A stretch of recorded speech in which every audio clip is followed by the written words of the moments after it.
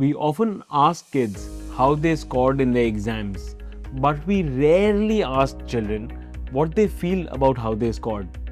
That feeling, that neglect of the feeling, that silence in 2025 is not acceptable. Mental health matters. Today, the biggest issue that parents and schools often face about children is about their mental health. Just last week, I met a child who was 13 years old, and when I asked her about her performance, she said that she'd scored a 95 out of 100. But she also told me that she was very stressed about it. She had put in her effort, she had worked really hard, but she made some silly mistake because of stress. And that now is causing even more anxiety to the child, because the child is facing a backlash at home that why have you not been able to score that marks? So there are two factors to consider. One, did the child just make an error, a silly mistake due to stress itself, which is now being compounded as a second factor? Mental health matters. It's one of the most pressing issues of 2025, and today we're going to talk about student mental health and what we can do in our houses and in classroom to improve student mental health. Before we will delve deeper into student mental health, let's understand why this is more relevant today than it was ever before. Because a large number of us often ask this question, hey, when we were studying, we did not need to talk about mental health, this chatter did not exist. Well, it is even more relevant today because the pace of life has changed today. With social media, there is constant comparison among children. If not done by the parents, it's done by the students themselves, or it's also a tool of self-reflection. That comparison introduces a large amount of risk and a large amount of stress among the children. There are also other factors like constant exam pressure. Today, the children are expected to do a lot more. They are expected to study a lot of newer topics, including coding and soft skills, among others, that we were not expected to do in our times. There's also a post-pandemic effect. If we know post-pandemic, we are using screens a lot more, and these screens instill among themselves a share of stress. They take away our time and cause us to be more stressed out. And finally, also we are a lot lonelier today as a generation than we ever were before. Earlier we had a lot of more social connections that remained offline and that had more forms of interaction than today, which can often become a lot more online and a lot lonelier for the children. Hence, times are different today, and today's times need different actions than the challenges we faced before. So now the question is, what can we as parents do in our houses to improve or help children understand their emotions and do better and reduce their mental stress or improve their mental health? Firstly, nutrition, right? A lot of the times when we've focused on nutrition before, it has been on physical body health, but it has rarely encompassed mental health. And we must ensure that those foods that boost mental health are consumed more than in proportion than the foods that reduce mental health. And we are all aware that sugar and such things today are those addictive things which are not good for our mind. So I think parents need to start becoming more aware about how nutrition impacts student mental health.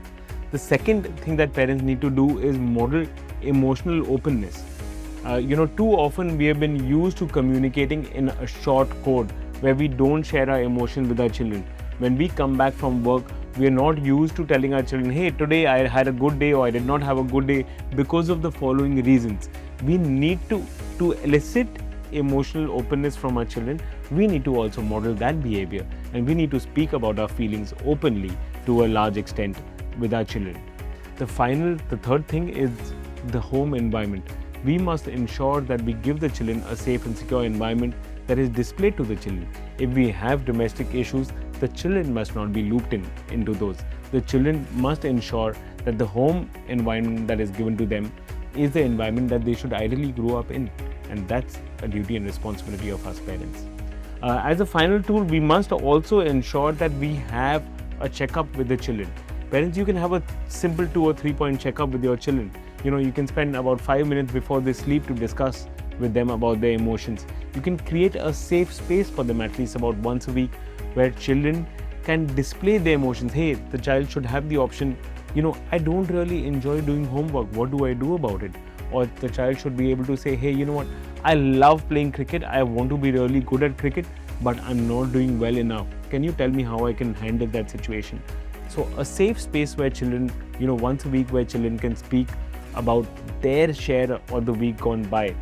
And third, parents can look at intervention in case your child requires some help. In today's day and age, emotional intervention is not looked down upon. There are many children who have counseling needs. There are many children who require special therapy, but also there's success coaching, there's success counseling, there's emotional coaching for children. Many times, if we parents cannot be the coach, we must look outside for the coach. And in today's day and age, it must be considered and is never looked down upon. In addition to parents and the home environment, schools and teachers have a role to play too. Teachers must be observant about children and their changes in behavior in classroom. Many times children stop responding, they stop participating in classroom activities. So if a teacher sees a sudden drop in participation, please note that as an emotional trigger. If a teacher notices that all of a sudden a student is really quiet, that is an emotional trigger. If a teacher notices that all of a sudden a child is too hyperactive, cannot wait to speak, is jumping up and down in class, or is disrupting classroom behavior, that too is an emotional trigger. These are emotional triggers that we must be aware of. The moment we realize these emotional triggers, we must note it down and start consulting the parent for any change in the home environment. To help children in classrooms, we need to build a positive classroom culture that respects and understands student emotional health. We must ensure that at least a day, maybe at the beginning of the day or at some time, by the class teacher is spent on discussing about emotions of children.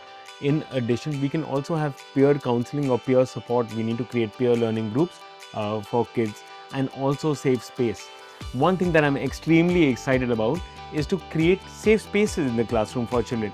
Can we do our classroom have the space to create a resting corner for the child, that hey, today if I'm not feeling well, if I'm not feeling attentive in class, do I have the time to take a time out and sit out for a period of 5 minutes so that I can just recoup or recover myself? Again, clearly not all classrooms have that option, not all schools have that option, but in case we do, then these are tools that we can use in our classroom.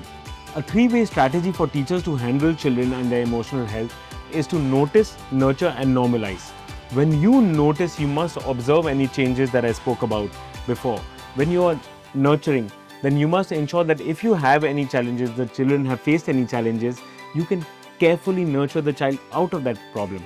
And when you are normalizing, you need to ensure that you and the child have reached the same space. That can I as a teacher discuss this with the child in a fair and safe environment.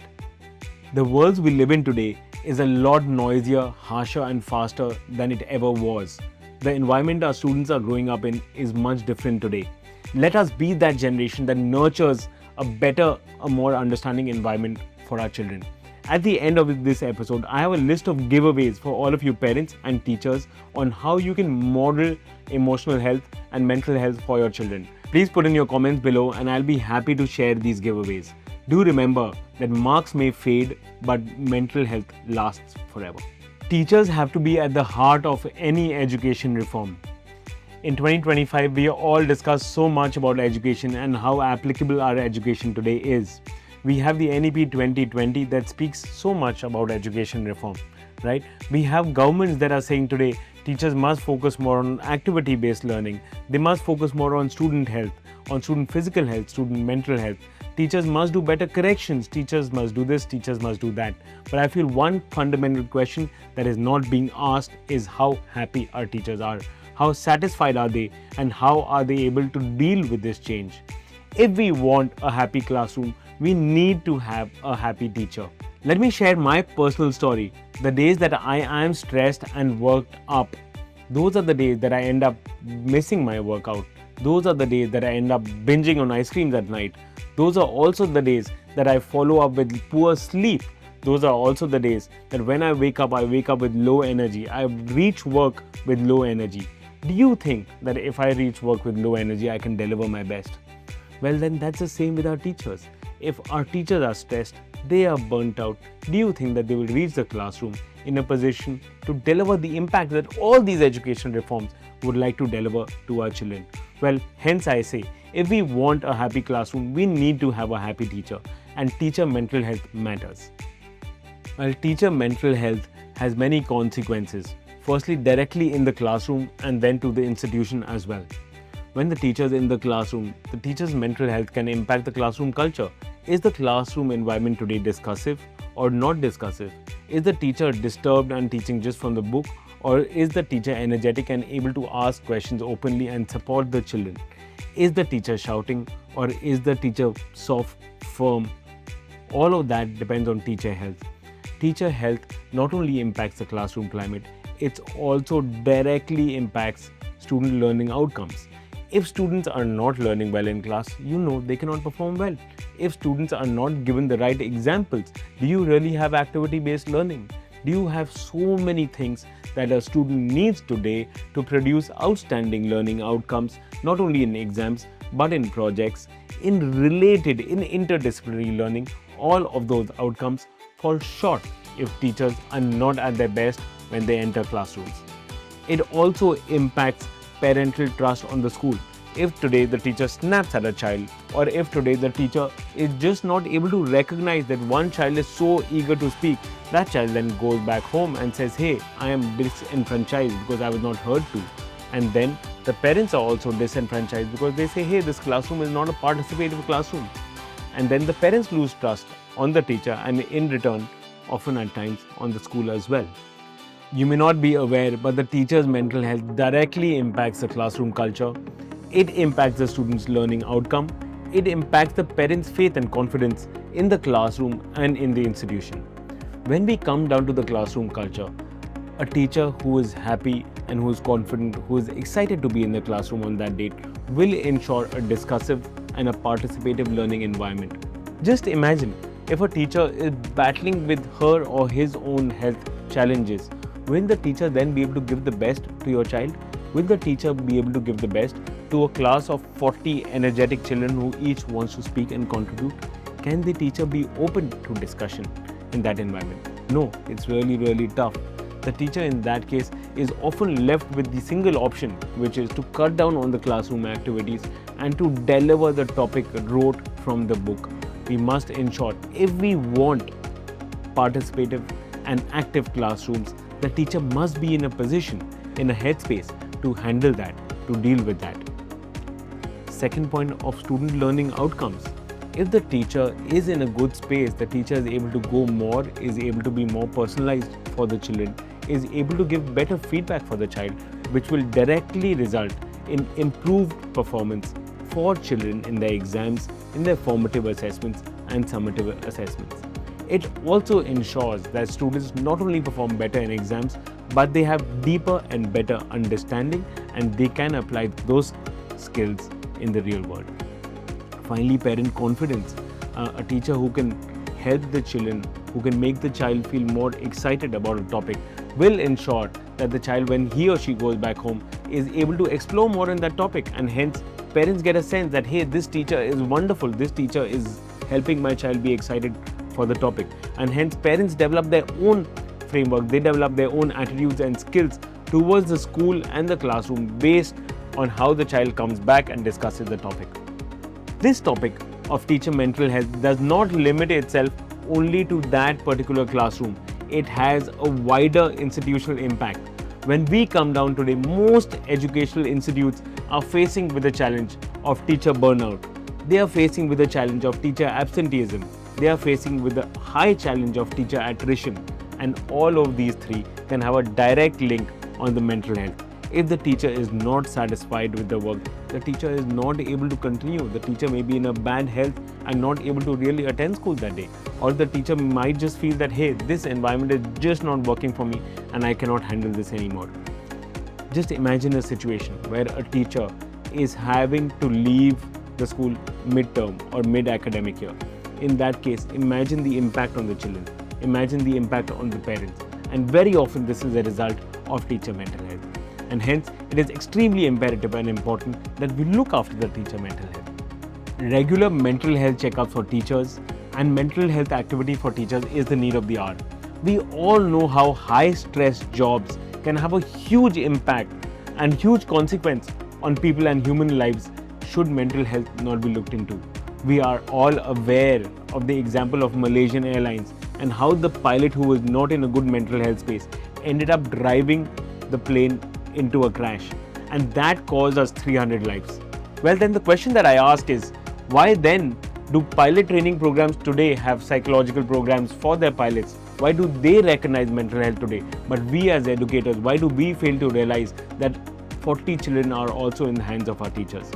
We must ensure that their mental health is calibrated and looked after and boosted and supported. And for that, we need programs that look after these mental health of our teachers. There are so many avenues available for us school leaders and educational leaders to work on teacher mental health. We can ensure the right infrastructure is available for them, for a teacher to take a downtime if the teacher requires that. We can ensure the right activities are there for teachers to sort of de-stress. Some collaborative activities are available. We can ensure we do workload audits. Is the teacher at times getting too much of work on certain days, or is the teacher in too much of high pressure before certain events and activities? We can also ensure that teachers have the right support and the right guidance should they feel the need to take guidance, right? Some counseling availability for the teachers.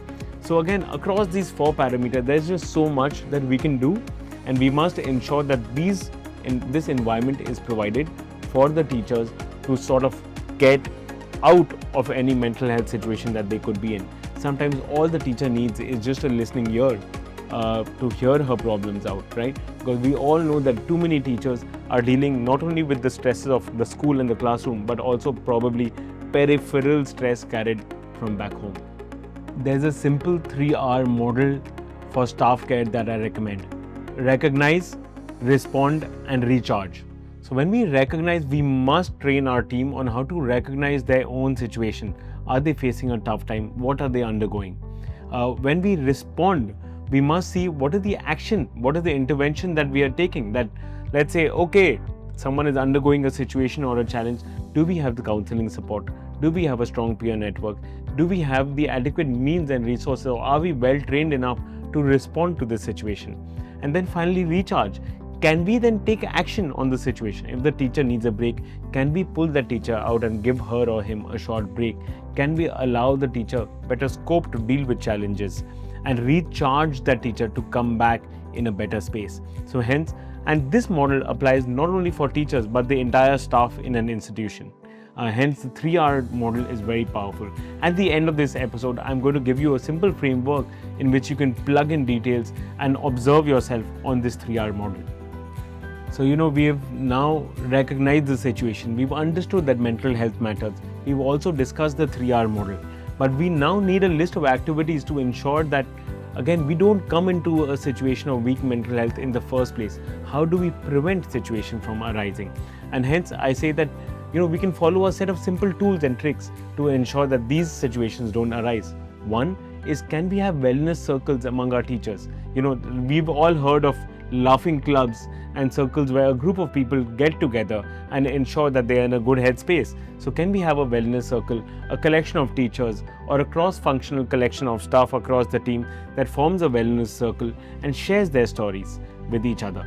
Can we also have wellness time built in for the teachers, some time that they take to sort of disconnect and discharge or reconnect, retune with themselves, maybe meditation, maybe do different activities? Can we also have a wellness space for our teachers, right? Some space where a teacher can go and take that time out or discuss her or his feelings with someone. Finally, wellness quotient to be monitored among the school leadership. Can principals support their teachers across their journey as they go about doing their tasks? So we have wellness circles, wellness time, wellness space, and wellness quotient for the teachers. So now we've discussed the situation, we've understood that teacher mental health matters. We've now also learned a framework to recognize and improve upon our mental health. But if in case you would like to have a list of activities that we as school leaders can do, then I would like to share some with you. Firstly, we can have a wellness circle part of the school community, right? Where a group of teachers get together and discuss their situation. We can have wellness time built into the teacher calendar. We can have wellness space, right? We all know that every school today has a wellness center. Do the teachers have access to go there and spend some time or some space as part of that wellness center? We also need wellness events and wellness days, part of the school routine and calendar where we focus on teacher and staff wellness. And finally, we need a wellness training for each and every staff, be it a leader, be it the junior, where we all learn to recognize that the other person's wellness matters. Parents, I'm going to give you 3 ways to spot if your child is struggling.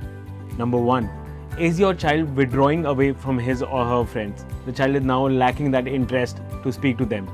Second, is the child angry all the time and throwing tantrums everywhere, at every opportunity? Finally, is the child lacking confidence to do even the simplest of tasks and asking questions, can I do this? Can I do that? Across. These are the 3 short ways to understand the challenge. Do not take your children's silence as drama. Their silence speaks more than you ever thought. Here are 3 ways to build mental strength at home. First is to have daily check-ins with your child. You can ask questions such as, how do you feel today? Are you worried about something? Or what are you happy about? Second is to have a safe space for discussion among the family at least once a week. And finally, you must be able to seek outside help early. Should you feel that you are not able to manage the situation yourself, go appoint a counselor or a therapist. Is your school facing admission or attrition challenges? Then you must remember, parents don't leave schools because of infrastructure. Parents leave schools when their students are unhappy. If you as a school are not focused on student well-being and teacher well-being, you are missing the mark.